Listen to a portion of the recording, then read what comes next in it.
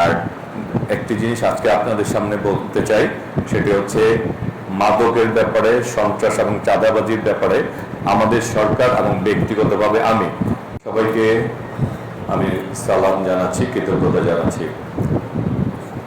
প্রথমে আমি মহান আল্লাহর পাকের কাছে শুকরিয়া আদায় করছি, তিনি আমাকে আপনাদের ভোটের মাধ্যমে এই এলাকার সংসদ সদস্য হিসেবে দায়িত্ব দিয়েছেন, নির্বাচিত করেছেন। আল্লাহর কাছে আমি অনেক অনেক শুকরিয়া আদায় করছি, আলহামদুলিল্লাহ।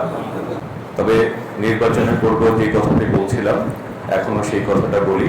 সেটা হচ্ছে, রাজনীতিকে আমি ক্ষমতা মনে করিনি কখনোই, রাজনীতিকে দায়িত্ব মনে করেছি। আর আজকে জনপ্রতিনিধিকে আমি জবাবদিহিতা মনে করি, এবং আমরা কর্মের মাধ্যমে এই এলাকার মানুষের পাশে থেকে সর্বোচ্চ চেষ্টা করে, সীমিত সম্পদের সর্বোচ্চ ব্যবহার করে আমরা আমাদের সাধ্যমতো সবাই মিলে ঐক্যবদ্ধভাবে কাজ করতে চাই, সকলের সহযোগিতা চাই। ব্যক্তিগত পর্যায়ে আন্তরিকতার কোনো ঘাটতি থাকবে না। এখনো প্রতিদিন বাসায় প্রায় 4 ঘন্টা দেখা করার চেষ্টা করি। সকালে অফিসে যাওয়ার আগেও প্রায় 1 ঘন্টা, রাত্রে অফিস থেকে এসে 9টা-10টার পর যতক্ষণ পর্যন্ত শেষ পর্যন্ত যে থাকে তার সাথে কথা বলি, ঘুমানোর চেষ্টা করি। আপনারা দোয়া করবেন যে আমি কথা নেয় যাতে কাজের মাধ্যমে আপনাদের এলাকা, আপনারা যে বিশ্বাস এবং আস্থা রেখেছেন আপনাদের সন্তানের প্রতি, আপনাদের এলাকার ছেলের প্রতি, সেই দায়িত্বটুকু যাতে আমরা পালন করতে পারি।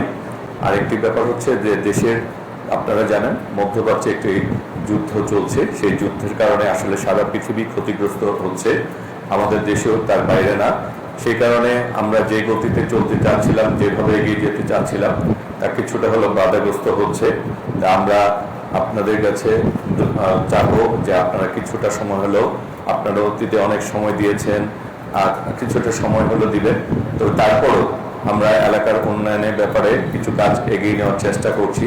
বিশেষ করে মুগ্ধা হাসপাতালকে 500 শয্যাকে 1000 শয্যাবিষ্ট করা, এই খালবিলকে উদ্ধার করে রাস্তার 2 পাশে ওয়াকওয়ে করা, আমাদের মেন সিটি কর্পোরেশন বাজেট সংকট রয়েছে, তারপরে এই যে মেন রাস্তাগুলি রয়েছে সেগুলি যাতে সংস্কার করা যায়, আমাদের যে কমিউনিটি সেন্টারগুলি রয়েছে সেগুলি যাতে দ্রুত আমরা সম্পন্ন করতে পারি।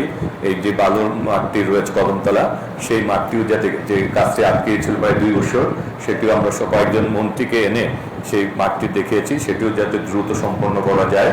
এবং আমাদের প্রতিটি থানার যাতে আইন শৃঙ্খলা উন্নতি করার জন্য তাদের আরও পর্যাপ্ত গাড়ির ব্যবস্থা করা যায়, আমরা আমাদের সাধ্যমতো চেষ্টা করছি। এবং প্রতিটি মসজিদ, মাদ্রাসা সংস্কারের জন্য তাদের পাশে দাঁড়ানো যায়, সেই কাজগুলি চেষ্টা করছি।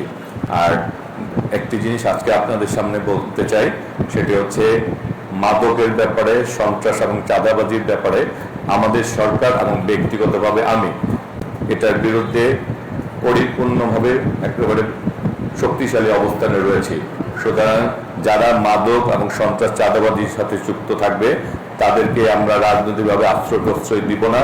তাদেরকে একদিন না একদিন আমরা, আপনাদের দেখবেন, তাদের রাজনৈতিকভাবে যেমনি শাস্তির আওতায় আসবে, তেমনিভাবে সামাজিকভাবে আমরা তাদেরকে যাতে বয়কট করি, এবং আমরা প্রশাসনিকভাবেও তাদের বিরুদ্ধে ব্যবস্থা গ্রহণ করছি। আমরা প্রতিটি থানা, 3 থানার ওসিকে ডাকিয়ে বলে দিয়েছি যারা এই কাজগুলি করবে তাদেরকে আপনারা গ্রেপ্তার করবেন। এই ব্যাপারে আমাদের কোনো লোক যদি তাদেরকে আশ্রয়প্রশ্র অথবা তদবির করে আমাকে জানাবেন, এবং আমিও নিজেও যদি কারো ব্যাপারে বলি আপনারা প্রকাশ্যে বলবেন যে আমরা একে সন্ত্রাস বা চাঁদাবাজি করে বা মাদকের, তাদেরকে ধরলে পরে এলাকার সংসদ সদস্য তদবির করে, এরকম কিছু থাকলে সবাইকে জানাবেন। সুতরাং আপনাদের সকলের সহযোগিতা চাই।